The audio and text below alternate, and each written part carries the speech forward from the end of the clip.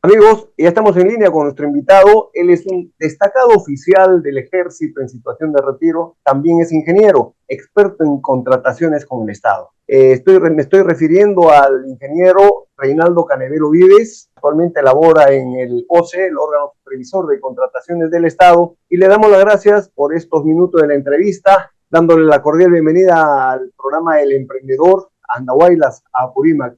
Reinaldo, buenos días, bienvenido. ¿Cómo estás?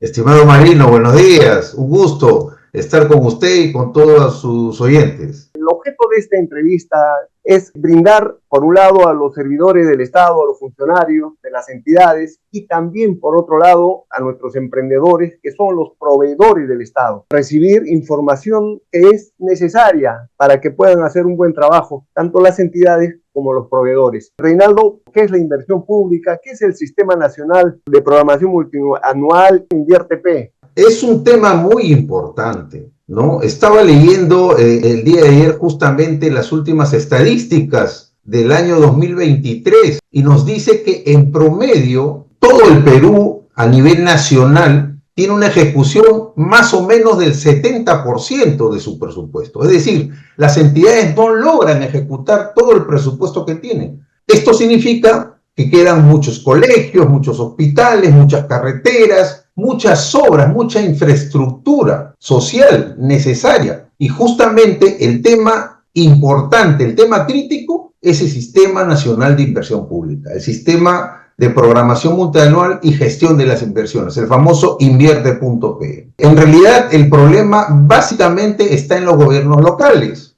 ¿no? Municipios provinciales, municipios distritales, que no manejan, digamos, el entorno, toda la normativa involucrada en los proyectos de inversión pública. Como sabemos, para poder recibir del gobierno, del Estado, un financiamiento, el punto de partida es tener un proyecto de inversión pública. Lo primero que tiene que hacer una entidad, llámese, vamos a referirnos básicamente a los gobiernos locales, como te decía, gobiernos provinciales y distritales. Básicamente lo que tienes que hacer es identificar una brecha, sea en saneamiento, sea en infraestructura, agricultura, enmarcarla. Por eso que el Sistema Nacional de Inversión Pública básicamente tiene 4 fases. El ciclo tiene 4 fases. La primera fase, que es la fase de programación multianual, en la cual se identifican las brechas, se identifican las necesidades, se hace un diagnóstico, ¿no es cierto?, de la problemática que involucra al área territorial que nos corresponde, y posteriormente se proceden a formular, se llama la etapa de formulación y evaluación. Se formulan los proyectos de inversión pública. Esta es la etapa más importante porque aquí se realiza ya un estudio en el cual se justifica socialmente y económicamente la necesidad de invertir en una determinada infraestructura. Es aquí donde, digamos, se inicia, y ese es el gran problema de los gobiernos provinciales y regionales, los gobiernos locales. No tienen los proyectos. Estamos en este momento con autoridades que tienen ya básicamente un año y todavía no hay proyectos que permitan ejecutar y permitan entregar a la sociedad las principales obras de infraestructura que necesitan. Como decía al comienzo, colegios, hospitales, postas médicas, carreteras, etc. Todo lo que conocemos. Ese sería, digamos, el marco general. Efectivamente, este es el servicio que debe prestar el Estado en las mejores condiciones a la colectividad, a la ciudadanía. Hay un déficit, como dices, en la ejecución del presupuesto, justamente por esta falta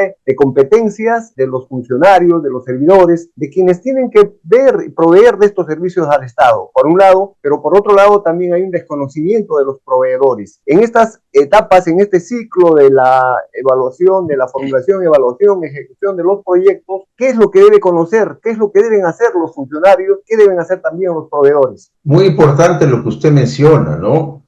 Habíamos dicho que durante la segunda etapa es importante hacer los proyectos de inversión pública, identificarlos adecuadamente y enmarcarlos dentro de las brechas, ¿no es cierto?, del plan de desarrollo, sea regional, sea todo parte del plan de desarrollo nacional, regional y posteriormente en los niveles subnacionales.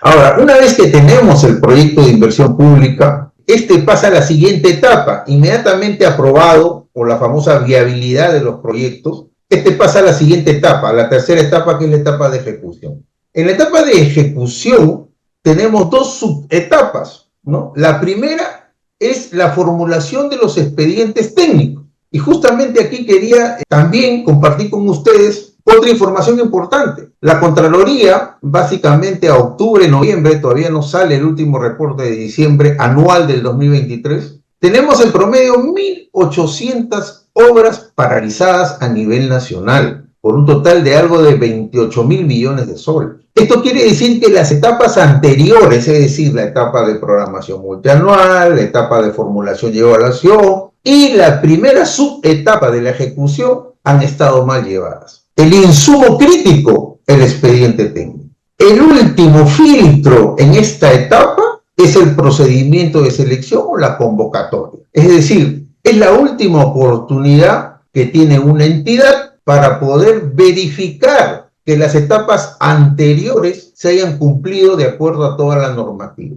Tenemos muchos problemas con los expedientes técnicos. Las consultorías dedicadas a formular expedientes técnicos y a supervisar las obras que se vienen ejecutando tienen muchas falencias. Entonces las entidades es importante que tengan oficinas de logística que identifican, que formulan bases, que hacen los programas anuales de contrataciones, tenga personal capacitado. Esta es una falencia recurrente en las entidades, se nota mucho más en los gobiernos locales, quienes tienen varios, o sea, se convoca el procedimiento de selección, se ha identificado una obra, se ha hecho el procedimiento, se ha hecho el proyecto de inversión pública, que ya en sí tiene algunos problemas, y cuando sale a la convocatoria, los proveedores identifican que estos estudios tienen una serie de falencias. Entonces, cuando se firman los contratos y se empieza la ejecución, esto ya no permite, porque ya desde las excavaciones, que son las primeras partidas que se ejecutan, comienzan a encontrar diferentes niveles de suelos, comienzan a encontrar interferencias, estudios que no se han gestionado, hay muchos problemas con los estudios de impacto ambiental, hay muchos problemas con las autorizaciones de monitoreo arqueológico. Entonces, es necesario que se cumpla toda la normativa, y para eso, como bien has dicho, es necesario que las entidades, bien sea del gobierno nacional, donde están las mayores capacidades, o los gobiernos subnacionales, dispongan de personal capacitado. Eso es lo importante para las entidades, disponer de personal debidamente capacitado. Y para ello, las entidades del Estado, vale decir, la Escuela Nacional de Control, la Contraloría, el OCE, dan cursos de capacitación, y es oportunidad para que las autoridades, en este caso los gobernadores regionales, los alcaldes provinciales, distritales, todos los gerentes, cumplan con capacitar a su personal. Eso les va a facilitar las cosas, obviamente, y al final van a poder realizar una mejor gestión del presupuesto, ejecución del presupuesto, y va a redundar en una mejor calidad de servicio al usuario, a la población, que es a quienes se debe. Lo importante es que, como bien has dicho, el personal esté capacitado, y para ello, ¿no?, es importante que sepan que todas las entidades, como lo has mencionado, Contraloría, Sistema Nacional de Control, el OCE, dictan cursos gratuitos, ¿no?, y de muy bajo costo, en los cuales los funcionarios, los servidores pueden acceder y capacitarse con certificación y calificación, de tal manera que puedan conocer de manera directa toda la normativa. Hoy en día las redes sociales también nos dan una serie de herramientas que podemos disponer para poder trabajar adecuadamente en todo el tema logístico, digamos. La logística es la que maneja todo este sistema, que finalmente debe poner oportunamente los bienes, servicios y obras al servicio de la población.